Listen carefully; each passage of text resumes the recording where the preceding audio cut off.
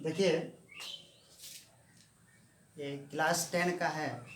ये book NCERT book जो अंकिक प्रश्न पढ़ाया जा रहा है। और आप लोग से एक ही रिक्वेस्ट है कि आप लोग अपने अपने घर में बैठ कर के रिवाइज करें, क्योंकि आपके सरकार के द्वारा जो टाइम दिया जा रहा है बहुत इम्पोर्टेंट है और हम लोग उनका सही ढंग से भागीदारी लेंगे।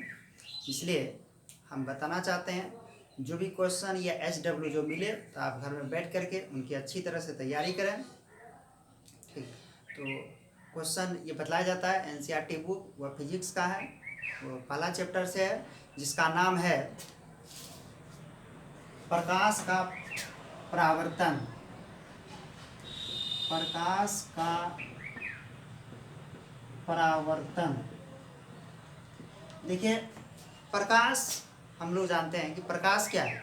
जिसके माध्यम से हम किसी वस्तु को देखते हैं वही हमारा प्रकाश है, चाहे टॉर्च हो या कैंडल हो या सूर्य की प्रकाश हो, हम उन्हीं को बोलते हैं प्रकाश। यानी जिस माध्यम से जो वस्तु देखते हैं वही आपकी प्रकाश है। परावर्तन, परावर्तन का मतलब होता है कोई सी सतह से टकराना। जब प्रकाश किसी सतह से जब टकराती है तो वह परावर्तित हो जाती है, यानी लौट जाती है। ठीक है, हम उन्हीं को बोलते हैं प्रकाश का परावर्तन। और उसमें एक अंकीय क्वेश्चन आता है जो दर्पण के सूत्र से, दर्पण का सूत्र लिख देते हैं। दर्पण का सूत्र, तो दर्पण का सूत्र होता है 1/F बराबर 1/V प्लस 1/U, जहां आपका F जो हो गया फोकस दूरी,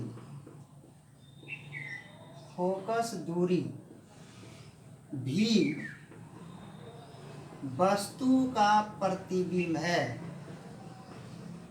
वस्तु का प्रतिबिंब है, और U वस्तु की दूरी है।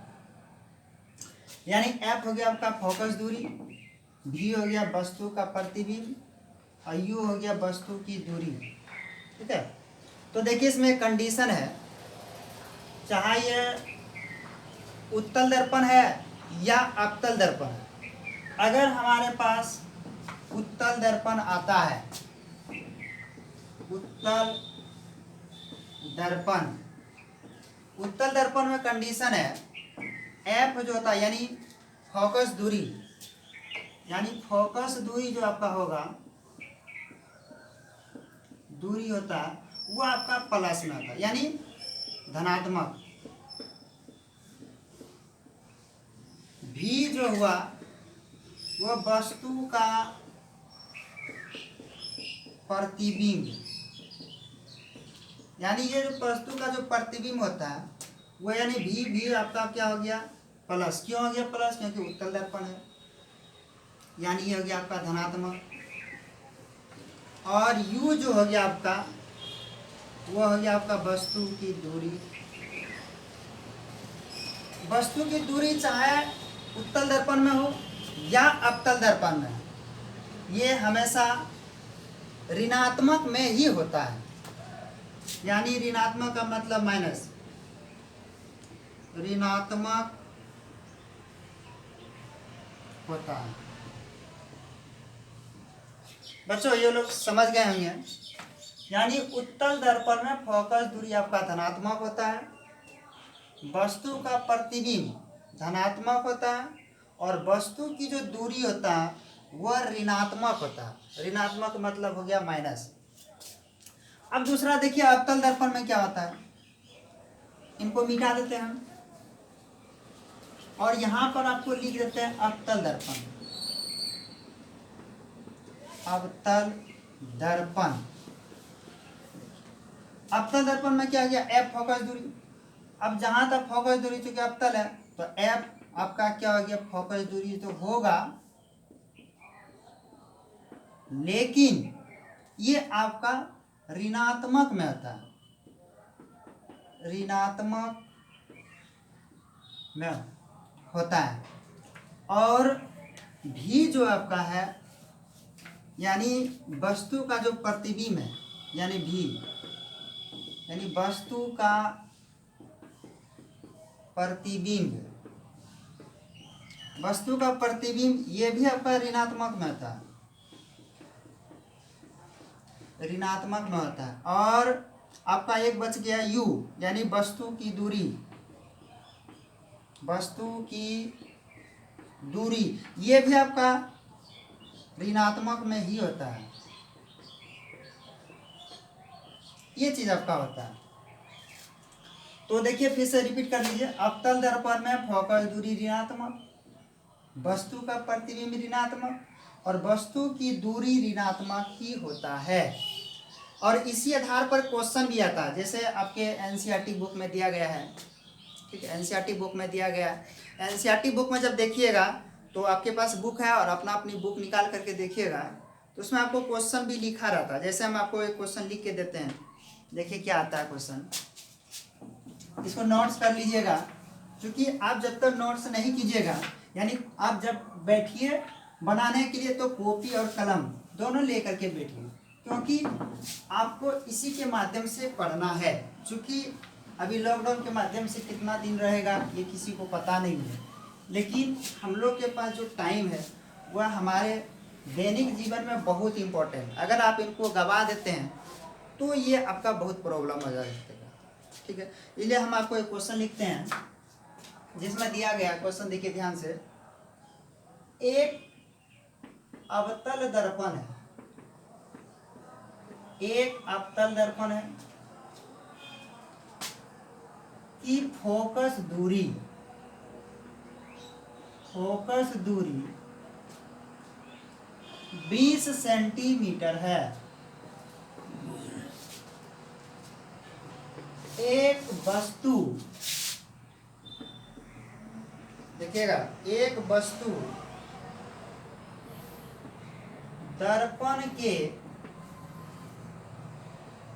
ध्रुव से 30 सेंटीमीटर की दूरी पर रखी गई है, की दूरी पर रखी गई है। प्रतिबिंब कहाँ बनेगा, प्रतिबिंब कहाँ बनेगा, क्वेश्चन ये ध्यान से देखिएगा। अब ध्यान दीजिए कि कौन सा दर्पण है, अवतल दर्पण। अब देखिए पहले यहाँ पर लिख लीजिए अवतल दर्पण,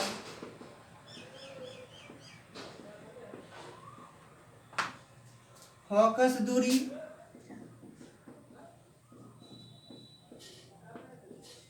यानी एफ, अवतल दर्पण इसलिए -20 सेंटीमीटर। एक वस्तु दर्पण से ध्रुव से 30 सेंटीमीटर पर रखी गई है, यानी वस्तु रखी गई है। क्या रखी गई, वस्तु, यानी वस्तु की दूरी u के द्वारा, u आपका कितना आ गया, कितना दिया गया, -30 सेंटीमीटर। तो पूछ रहा है कि प्रतिबिंब कहाँ बनेगा, यानी v बराबर वाट। तो हम लोग जानते हैं दर्पण के सूत्र से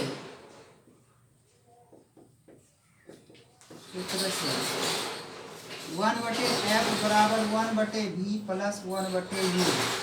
अब देखिए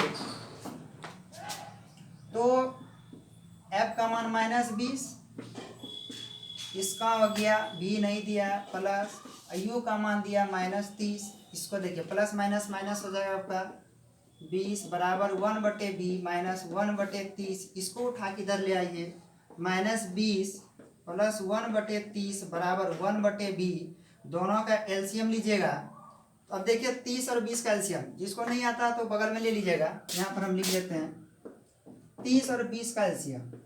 जैसे 10 से कटेगा, 10 दिया 30, 10 दूनी 20, अब देखो 3 दूनी 6, 6 गुना 10 हो गया आपका 60, तो एलसीएम आपका 60 हो गया। तो यहाँ पर आप लिख लीजिएगा 60, तो 60 में 20 से भाग दीजिएगा तो हो जाएगा -30, और 60 में 30 से भाग दीजिएगा होगा 2। अब देखिए यहाँ पर हम मिटा देते हैं क्योंकि जगह बहुत कम है। जैसे हम मिटाएंगे